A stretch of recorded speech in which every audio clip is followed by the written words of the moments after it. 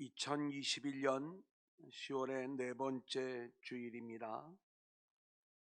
지역 내의 코로나의 확진자 숫자가 확연하게 줄면서 저희들이 먼저 열심을 내어야 하는 것, 은혜의 회복, 예배의 회복을 향해서 힘차게 나아가야 할 것입니다.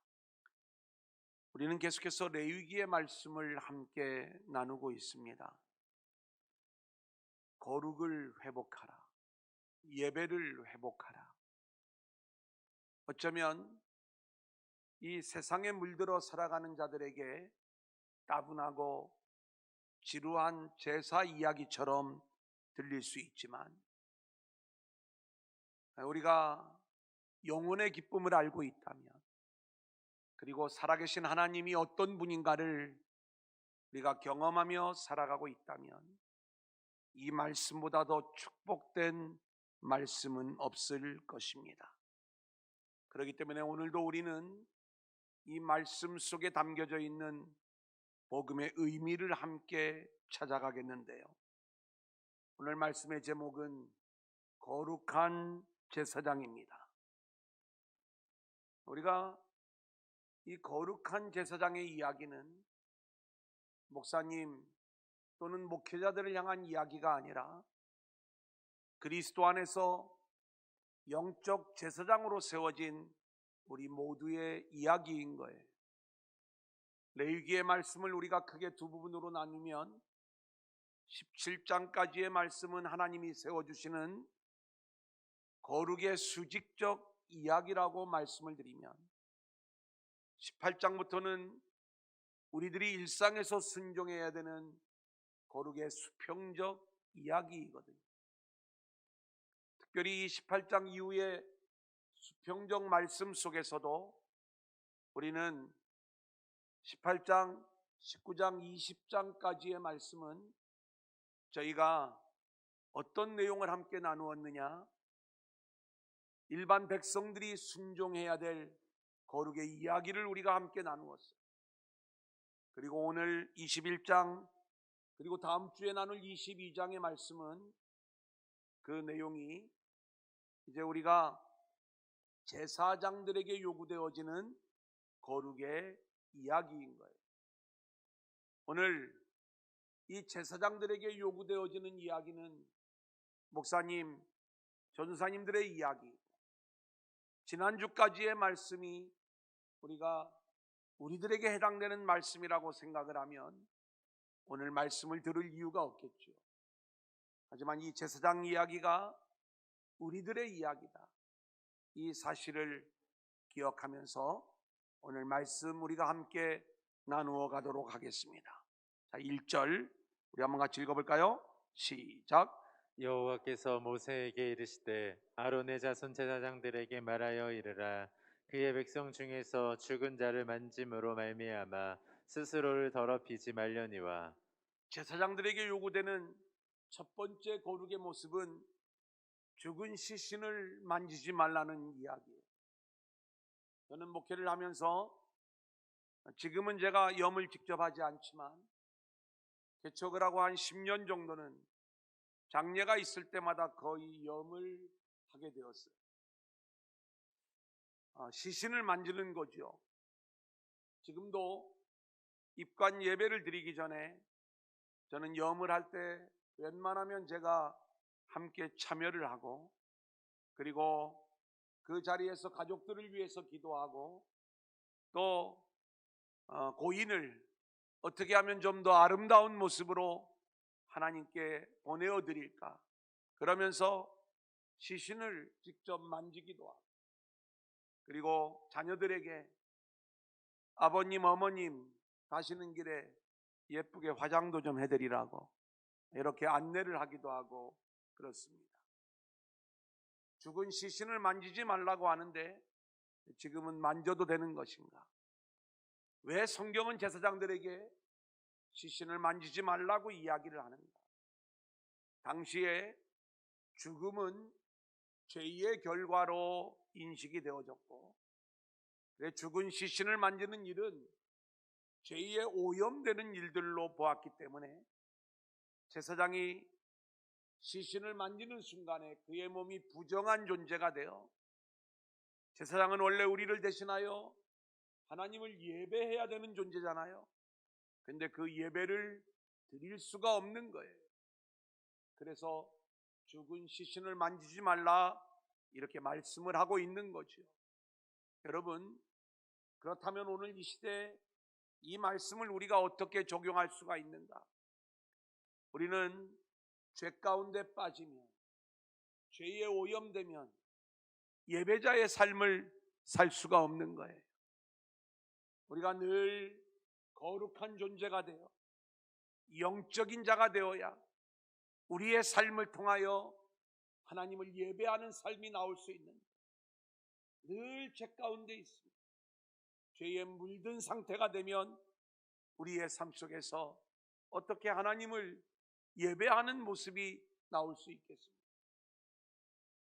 여러분, 이 제사장 이야기는 목회자 이야기뿐만이 아니라 우리 모두의 이야기인데, 우리가 이 세상을 살아가면서 열심히 세상 일을 하지만 우리는 늘 우리 자신이 거룩한 제사장이요 하나님을 예배하는 인생들이 되어야 함을 잊지 말아야 될 줄로 믿습니다.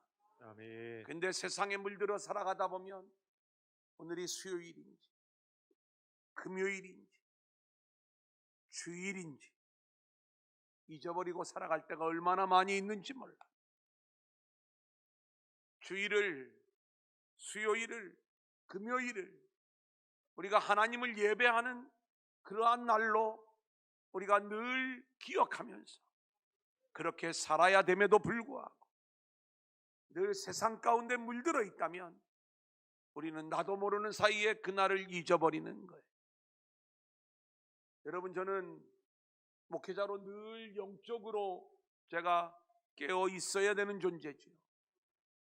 그런데 목회자가 만일 세상 일에 취하여 있다, 늘 머릿속에 어디 부동산이 가격이 많이 오른다는데 여기다 좀 투자를 해볼까? 또 어떤 운동이 그렇게 사람 살 빠지는데 좋다는데 그 일들을 좀 열심히 해볼까? 어디 음식점 가면 맛있다는데 거기를 좀 한번 가볼까? 늘 세상의 일에 제 온 마음이 가 있다면 저에게서 거룩한 예배자의 모습을 기대하는 것들은 어려울 거예요. 여러분, 이 이야기는 김근수 목사에게만 적용되는 이야기가 아니라 거룩한 제사장으로 세움을 받은 우리 모두를 향한 하나님의 말씀인 거예요. 아멘. 우리의 삶이 하나님이 원하시는 예배자로 세워지기 위해서는 우리는 늘 우리의 관심이 본질적으로 하늘에 있어야 되는 것이고, 하나님과의 관계 속에서 우리의 마음을 먼저 세워야 될 줄로 믿습니다. 아멘. 죽은 시신을 만지지 말라는 의미는 그렇게 세상에 빠지지 말라는 이야기, 그리고 세상죄와 우리가 밀접하게 연결되어져 있어 가지고는 제사장으로서 예배자로서 세워질 수 없다는 이야기를 말씀해 주고 있는 거예요. 하지만 그럼에도 불구하고 2절 3절의 말씀을 보면 직계 가족에 대해서는 죽은 자를 만져도 좋다, 그 장례에 참여해도 좋다라고 하는 것들을 말씀하고 있어요. 우리가 이 세상을 살아가면서 인간으로서 지켜야 될 최소한의 이야기들을 감당할 수 있도록 하나님의 은혜와 긍휼이 부어지는 이야기인 것이고, 진정한 본질은 세상 일로 인하여 우리를 속되게 하는 그러한 일들이 있어서는 안 되는 것임을 오늘 말씀은 우리에게 요구하고 있는 거예요. 자, 그 내용을 정확하게 4절에서는 이렇게 말씀하고 있어요. 4절 같이 읽어볼까요? 제사장은 시작. 제사장은 그의 백성의 어른인즉 자신을 더럽혀 속되게 하지 말지니라. 제사장은 지도자라는 이야기예요. 언제나 백성을 대표하여 하나님께 예배하는 자가 제사장의 위치예요. 믿지 않는 자들은 하나님을 예배할 수가 없어요. 우리 모두가 그렇게 하나님을 예배하는 제사장으로 거듭난 인생들인 것입니다. 그렇다면 우리가 늘 하나님을 예배할 수 있는 존재들이 되어야 되는데, 그 준비를 하는 일들이 뭐예요? 우리를 세상에 더럽히지 않는 일이에요. 자신을 더럽혀 속되게 하지 말라라고 말씀하시는 이 말씀을 우리 모두가 붙잡아야 될 줄로 믿습니다. 아멘. 인생을 살아가다 보면 견딜 수 없는 일들을 우리가 만나게 돼요. 그 극도의 슬픔과 어려운 일들을 만날 때 하나님이 우리에게 요구하시는 모습은 무엇인가? 5절 6절 같이 읽어볼까요? 시작. 제사장들은 머리털을 깎아 대머리 같게 하지 말며 자기의 수염 양쪽을 깎지 말며 살을 베지 말고 그들의 하나님께 대하여 거룩하고 그들의 하나님의 이름을 욕되게 하지 말 것이며 그들은 여호와의 화제 곧 그들의 하나님의 음식을 드리는 자인즉 거룩할 것이라. 제사장들은 하나님을 예배하는 자들이다, 이 말씀인 것입니다. 그렇다면 극도로 슬픔의 일들이 있을 때 이방 문화는 머리를 미는 거예요. 대머리처럼 하는 거예요. 이걸 하지 말라는 것입니다. 수염을 깎거나 살을 베어내는 이 극도의 슬픔의 표현을 하지 말라는 거예요. 왜 성경은 이 이야기를 하는가? 그것은 이방 문화, 세상 문화라는 거예요. 하나님을 예배하는 자들에게 이 세속적인 것, 이방적인 것들이 들어오면 안 된다는 것이죠. 우리 인생에 일어나는 모든 일들은 하나님의 허락 또는 하나님의 주권 속에 일어나는 일들이에요. 수많은 어려운 일들을 우리가 만날 수 있지만 우리는 그 어떤 상황 속에서도 하나님을 예배하는 거룩한 제사장들로 세워져야 될 줄로 믿습니다. 아멘. 그런데 세속적인 모습 그대로 우리가 극도의 슬픔을 표현하면서 세상 문화가 우리 가운데 들어온다면 이 모습은 제사장의 모습으로 합당치가 않음을 말씀해 주는 것이죠. 뿐만 아니라 제사장의 아내에 대해서도 이렇게 이야기합니다. 7절입니다. 시작. 그들은 부정한 창녀나 이혼당한 여인을 취하지 말지니 이는 그가 여호와 하나님께 거룩함이니라. 여러분, 이 이야기도 우리가 문자 그대로 해석하는 건 무리가 있습니다. 요즘 같은 시대에 쉬운 이야기가 아니죠. 이 말씀의 본질은 세속적인 아내를 맞이하지 말라는 이야기예요. 부부가 함께 하늘을 바라봐야 돼요. 부부가 함께 하나님을 예배하는 자들로 세워져야 되는데 그 배우자가 세속적일 경우에 우리가 어떻게 거룩한 제사장으로 세워질 수가 있겠느냐? 이것은 잠시 뒤에 나오는 자녀의 이야기에도 동일하게 적용되어지는 거예요. 그래서 8절에 보면 너는 그를 거룩히 여기라 이렇게 말씀을 하고 있어요. 우리가 서로를 바라볼 때에 우리는 모두가 거룩한 제사장으로 태어난 거예요. 예수를 믿는 순간에 우리의 신분은 거룩한 제사장으로 거듭나 이제 하나님을 예배하는 인생들로 우리 모두가 세워진 인생들이기에 우리는 서로를 바라보면서 거룩히 여길 수 있는 믿음의 백성들이 되어질 수 있기를 소원합니다. 아멘. 그렇게 거룩한 자로 우리가 서로를 여기는데 9절에 보니까 이런 이야기가 나와요. 같이 읽어볼까요? 시작. 어떤 제사장의 딸이든지 행음하여 자신을 속되게 하면 그의 아버지를 속되게 함이니 그를 불살을지니라. 여러분, 제사장의 자녀들은 그들도 거룩한 자녀들이 되어야 한다는 말씀이에요. 그런데 어디 이게 사람 마음대로 되는 일입니까? 그러면 이 기준으로 이야기하면 우리의 모든 자녀들은, 여러분, 이 말씀이 제사장이 우리 모두의 이야기라면 우리의 자녀들이 다 거룩해져야 된다는 이야기인데 자녀들만큼 부모의 뜻을 따라주지 않는 자녀들은 없을 거예요.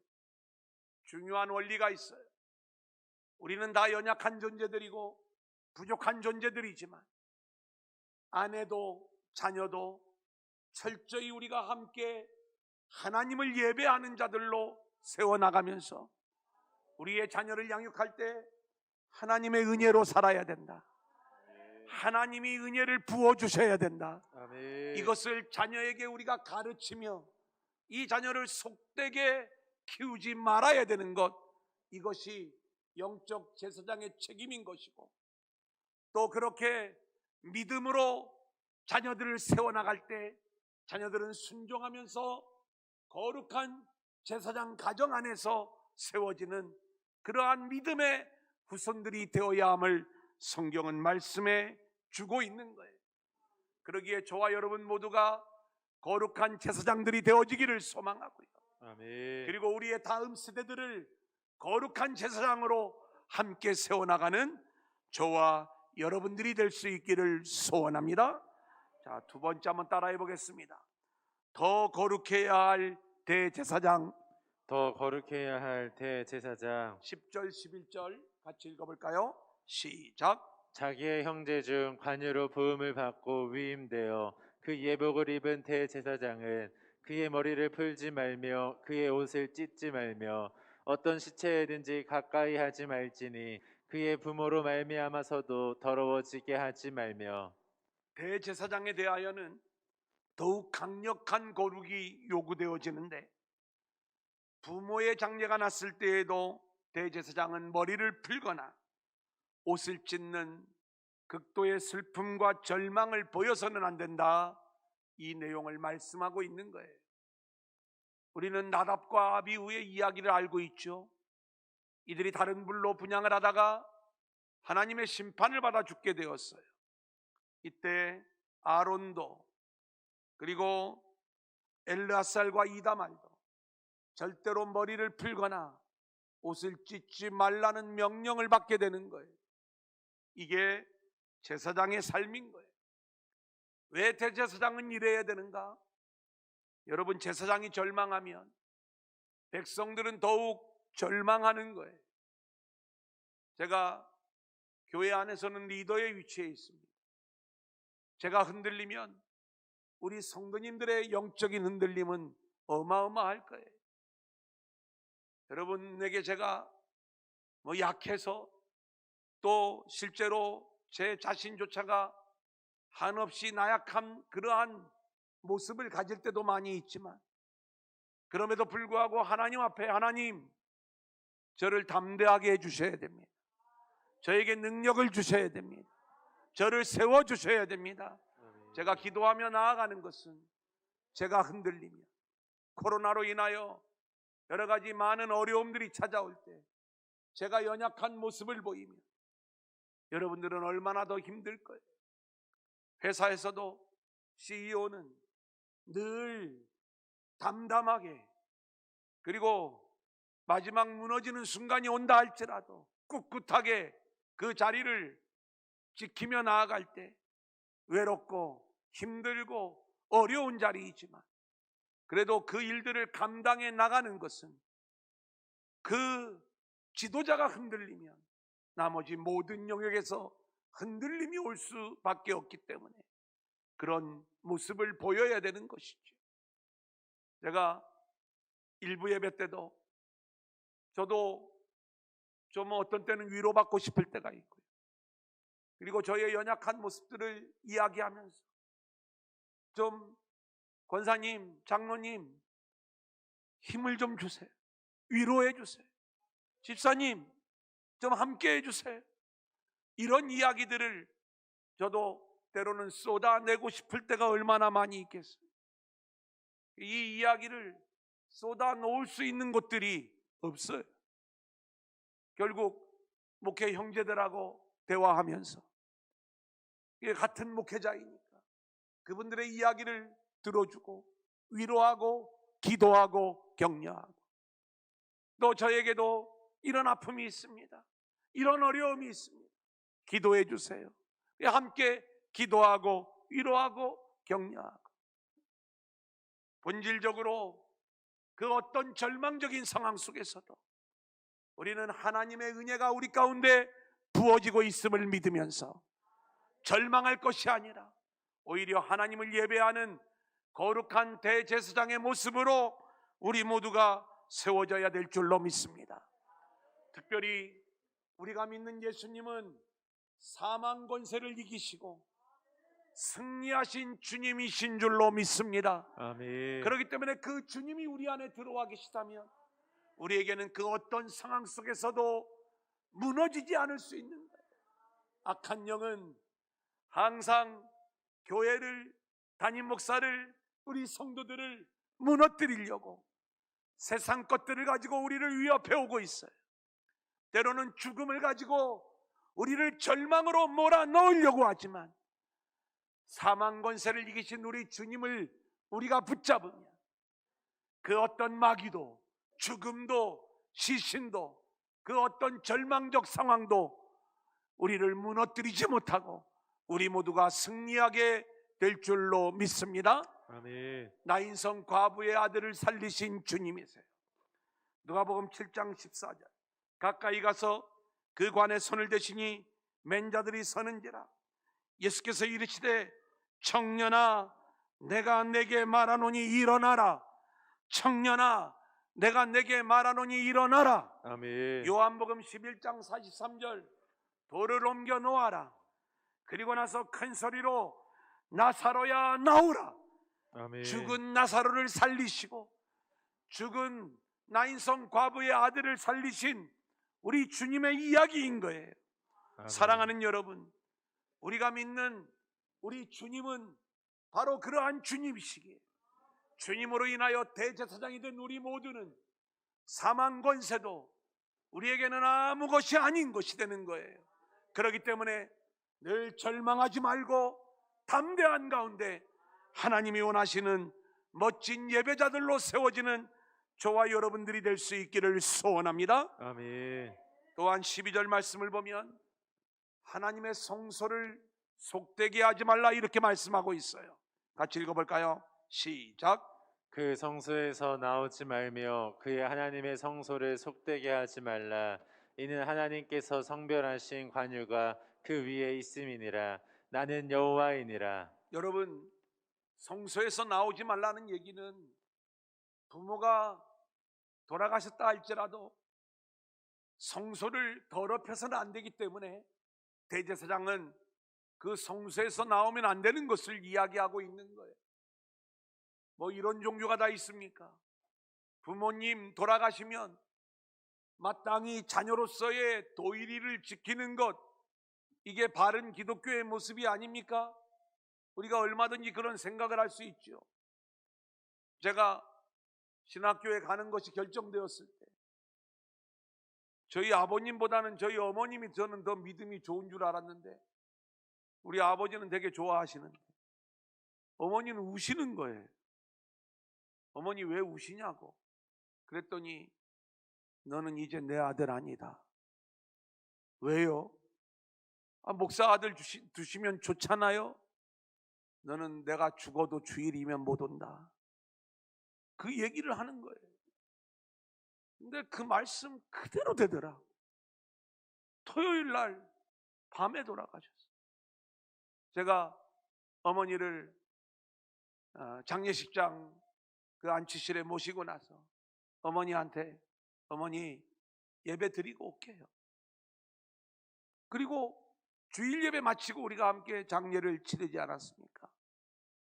지금 그 얘기예요. 왜 성소를 속되게 하지 말라 이렇게 이야기를 하는가? 하나님께서 성별하신 관유가 그 머리 위에 있기 때문에 그렇다. 이 내용을 말씀하는 거예요. 여러분, 이 내용을 우리가 복음적으로 적용해 볼 수 있어야 돼요.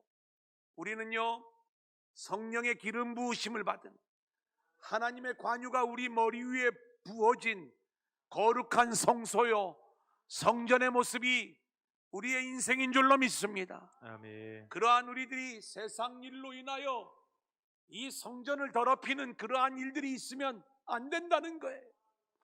고린도전서 3장 16절 17절 너희는 너희가 하나님의 성전인 것과 하나님의 성령이 너희 안에 거하는 것을 알지 못하느냐?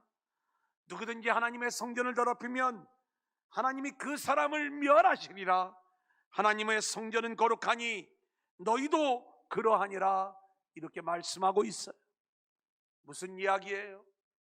우리는 하나님의 기름 부음을 받은 거룩한 성전으로서 우리 안에서 늘 하나님을 예배하는 삶이 나와야 되는데, 그 어떤 세상 일도 제사장으로서의 우리의 사명을 막아서는 안 되는 것이고, 거룩한 성전인 우리의 몸을 더럽혀서는 안 된다는 말씀을 너는 하나님의 성소에서 나오지 말라는 표현으로 우리 가운데 말씀하고 있는 거예요.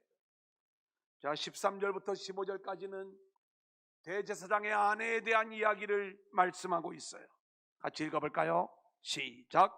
그는 처녀를 데려다가 아내를 삼을지니 가부나 이혼당한 여자나 창녀짓을 하는 더러운 여인을 취하지 말고 자기 백성 중에서 처녀를 취하여 아내를 삼아 그의 자손이 그의 백성 중에서 속되게 하지 말지니 나는 그를 거룩하게 하는 여호와 이민이라.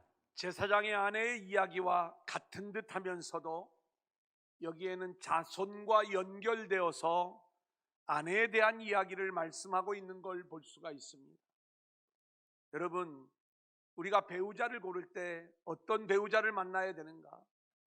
여기에 나와 있는 이 처녀를 데려다가 아내를 맞으라, 그리고 세속적인 여인을 아내로 맞이하지 말라는 이야기는 우리가 서로를 대할 때에 철저하게 우리는 하나님의 관점을 기준으로 해서 믿음의 아내, 믿음의 남편을 맞아 함께 거룩한 제사장으로 세워져 가는 이 일에 우리가 관심을 가질 것을 말씀하고 있는 거예요.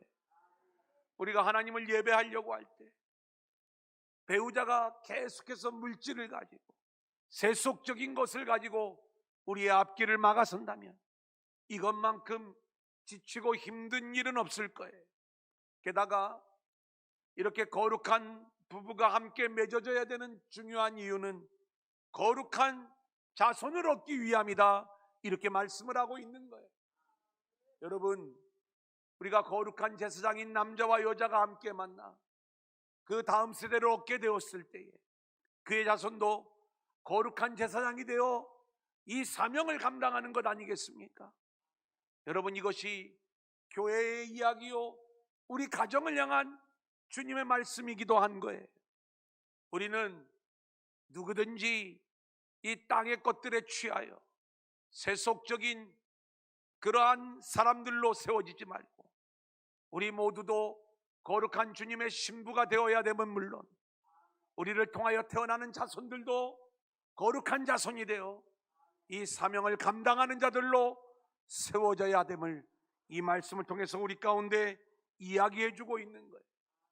그래, 우리는 늘 우리의 교회, 우리의 가정, 우리의 모든 삶의 자리가 철저히 거룩한 성전이 되어 하나님을 예배하는 거룩한 예배의 삶, 거룩한 성전의 삶이 되어지기를 소망하고, 아멘. 이것을 방해하는 그 모든 것들도 우리가 하나하나 끊어내고 오직 하나님이 기뻐하시는 예배자들로 세워지는 저와 여러분들이 될 수 있기를 소원합니다. 아멘. 이제 마지막 세 번째 한번 따라해 볼까요? 제사장 직무를 수행할 수 없는 자. 제사장 직무를 수행할 수 없는 자. 16절 17절 같이 읽겠습니다. 시작. 여호와께서 모세에게 말씀하여 이르시되 아론에게 말하여 이르라. 누구든지 너의 자손 중 대대로 육체에 흠이 있는 자는 그 하나님의 음식을 드리려고 가까이 오지 못할 것이니라. 잘 보세요. 우리가 예수를 믿고 거듭나면 우리는 제사장이 된 거예요. 이제는 하나님을 예배하는 자로 새롭게 태어난 거예요. 자, 그런데 이렇게 새롭게 태어난 자들은 영적으로 잘 성장해서 제사장의 사명을 감당해야 마땅한 일인데, 오늘 말씀해 보니까 제사장 가문에 태어났다 할지라도 장애가 있는 자들, 육체적 흠이 있는 자들은 이 사명을 감당할 수 없다고 성경은 말씀하고 있는 거예요. 여러분, 이런 엉터리가 어디 있어요? 장애인의 인권을 무시해도 유분수지. 어떻게 성경이 이런 말씀을 오늘 우리들에게 이야기할 수 있는가? 우리가 문자적으로 이 말씀을 보면 이 말씀이 엉터리와도 같은 그러한 말씀이기에 우리는 이 말씀이 우리에게 주는 영적인 의미, 복음적인 의미가 무엇인지를 정확하게 알고 있어야 되는 거예요. 많은 주석가들은, 고대의 사람들은 육체적 장애를 죄의 결과물로 보았기 때문에 이런 표현이 나오는 것이다. 물론 그럴 수 있습니다. 하지만 이것이 죄의 결과물이라면 우리는 이 내용을 영적으로 풀어갈 수 있어야 되는데, 자, 어떤 모습일까요? 18절부터 21절까지의 말씀 우리가 함께 읽겠습니다. 시작.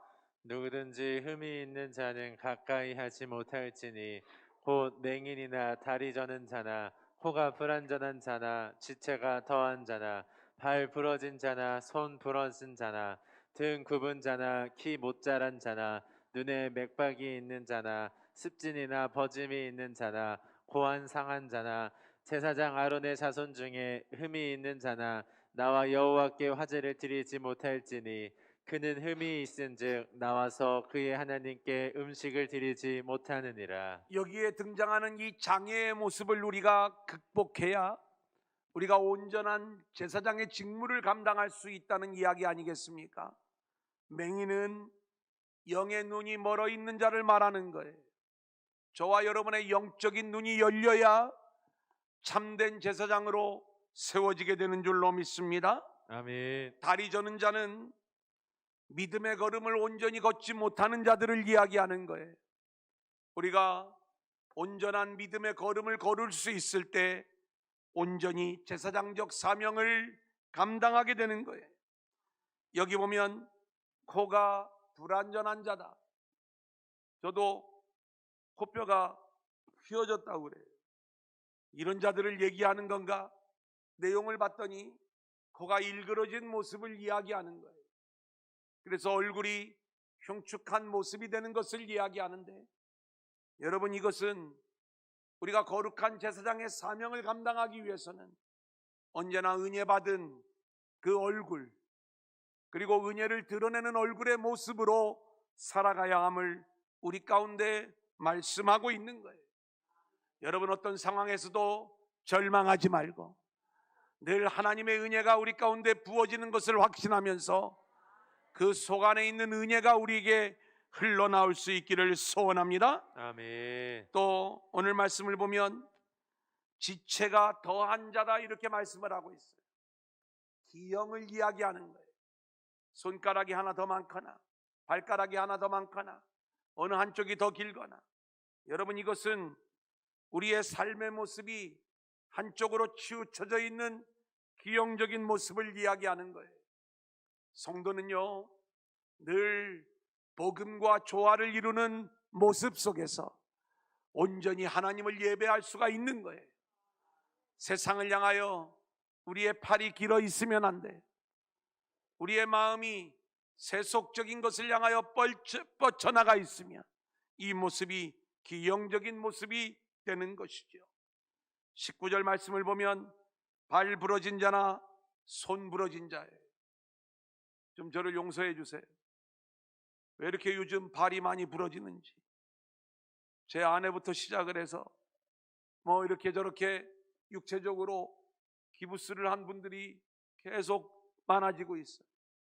지난 금요일에는 하나님, 이제 치유해 달라고, 이제 이 모든 일들이 다 하나하나 회복되게 해달라고 우리가 함께 기도했는데, 여기서 발 부러진 자, 손 부러진 자는 그런 겉으로 드러나는 모습을 이야기하는 게 아니죠. 여러분, 뭐가 발이 부러진 거냐? 우리가 주님을 위하여 발을 사용하고 우리가 주를 위하여 손을 사용해야 되는데, 손으로 의로운 일을 하고 자기 영광을 구하는 것, 자기 의의를 드러내는 것, 이게 손 부러진 자의 모습인 거예요. 뭔가 열심히 일을 해놓고 그것을 자기 영광을 드러내는 것, 그 교만의 모습으로 나타나는 발, 이게 발 부러진 자의 모습이 되는 거예요. 우리의 손과 발은 철저히 하나님의 영광만을 드러내는 손과 발의 모습이 되어야 우리가 온전한 제사장으로서 세워지게 되는 줄로 믿습니다. 20절을 보면 등 굽은 자예요. 땅만 바라보고 살다 보니까 등이 굽어지는 거예요.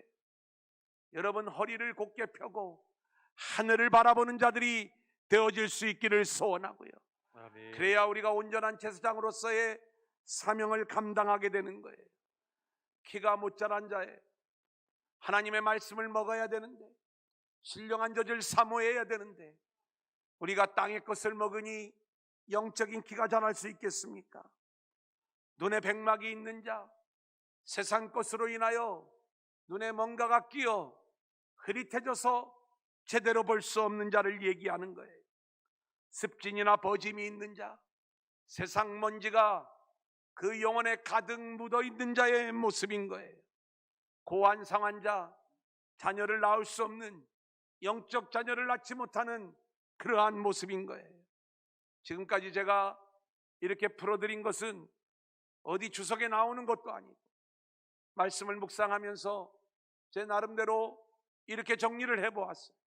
우리 성도님들의 묵상이 여기에 더해지기를 바라고, 우리가 그렇게 이 말씀을 묵상하면서 나는 거룩한 제사장으로 세워지고 있는가? 제사장으로서 하나님의 은혜가 부어지고 있지만 그 사명을 감당하지 못하는 영적 장애를 갖고 있지는 않은가? 우리 자신을 돌아보아야 되는 거예요. 아멘. 내 손은 부러져 있는가? 내 발은 제대로 걷고 있는가? 나는 제대로 성장하고 있는가? 내 눈은 열려 있는가? 그렇게 하나님을 예배하는 자들로 우리가 세워져 있는가? 우리 자신을 돌아보아야 되는 거예요. 아멘. 이제 마지막 22절부터의 말씀을 보겠습니다. 22절 같이 읽어볼까요? 시작. 그는 그의 하나님의 음식이 지성물이든지 성물이든지 먹을 것이나, 우리가 그리스도 안에 있으면 사명을 감당하지 못한다 할지라도 그리스도의 성물을 먹을 수 있는, 하나님께 드리는 성물을 먹을 수 있는 그 은혜가 우리 가운데 부어지는 거예요. 하지만 우리가 먹는 데서 그칠 것이 아니라 사명을 감당하는 자리로 나아가기 위해서는 우리의 영적인 장애가 치유함을 받아야 될 줄로 믿습니다. 아멘. 그래서 휘장 안으로 들어가는 자가 되어야 되는데, 장애를 가지고서는 휘장 안으로 들어갈 수 없다는 거예요. 자, 그러면 우리가 어떻게 거룩한 제사장으로 세움받을 수 있는가? 베드로전서 2장 2절 그리고 5절의 말씀을 우리가 계속해서 읽겠습니다. 자, 2장 2절 시작. 갓난아기들 같이 순전하고 신령한 젖을 사모하라. 이는 그로 말미암아 너희로 구원에 이르도록 자라게 하려 함이라. 저와 여러분이 예수 믿고 구원을 받은 순간 우리는 영적으로 제사장으로 출생을 한 거예요.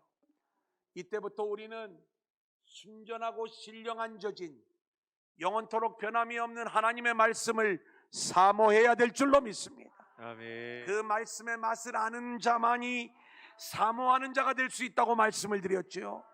그것을 우리가 맛보아 알고 사모하는 자들이 되어질 때 우리는 건강한 모습으로 자라날 수가 있는 거예요. 뿐만 아니라 5절 같이 볼까요? 시작.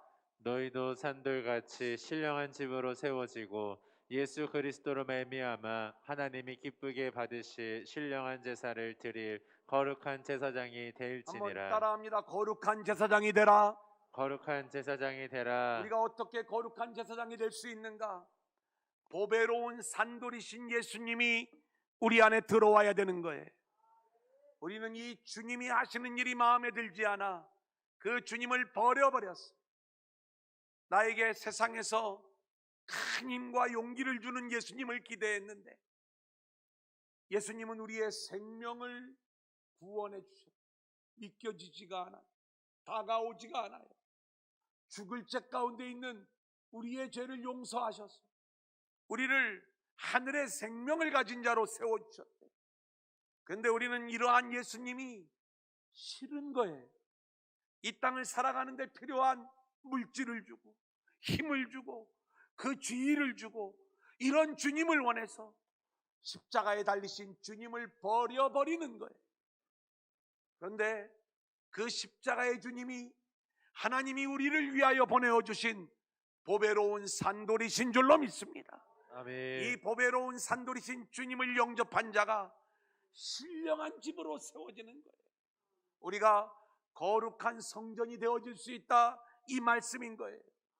우리의 인생, 우리의 몸이 거룩한 성전이 되어지는 그 순간에 우리는 거룩한 제사장이 되어 하나님을 예배하는 삶이 우리를 통하여 나오게 되는 거예요. 아멘. 거룩한 제사장이 되라는 이야기는 그 말씀이에요. 십자가에 달리신 그 주님이 보배로운 산돌이 되어 우리 안에 들어오시고 우리는 거룩한 성전의 모습이 되고 저와 여러분의 인생은 거룩한 제사장의 인생이 되어 일생 동안 하나님만을 예배하는 믿음의 인생들이 될 수 있기를 주님의 이름으로 간절히 축원합니다. 아멘.